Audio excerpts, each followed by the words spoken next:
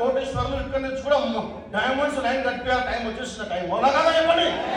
2025 start చేసిన ఉత్కర్ష భారత్ ఉత్సవం 2030 కల్లా ఇక్కడ నుంచి కూడా డైమండ్ లైన్ కట్టరా కదా చెప్పండి. కట్టాలా అవుతా?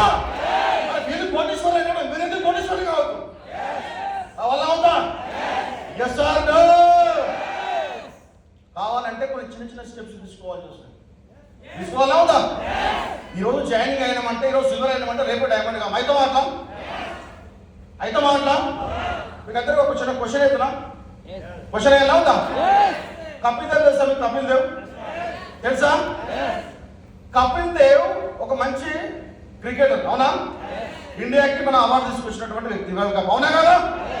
ఆయన జీవితంలో 434 సంథింగ్ అయినా వికెట్ తీసిండు అవునా కదా?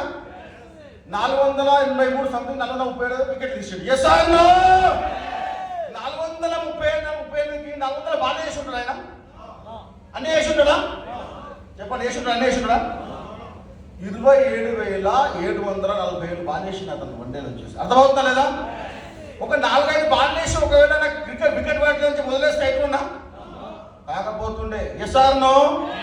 అది క్రికెట్ పేరైనా మన సేఫ్ షాప్ అయినా ఏ ఫీల్డ్ అయినా కంటిన్యూగా మనం ఉంటేనే 100% డైమండ్ అవుతాం. కంటిన్యూ ఉంటేనే జీవితాలు బిజినెస్ లో కూడా.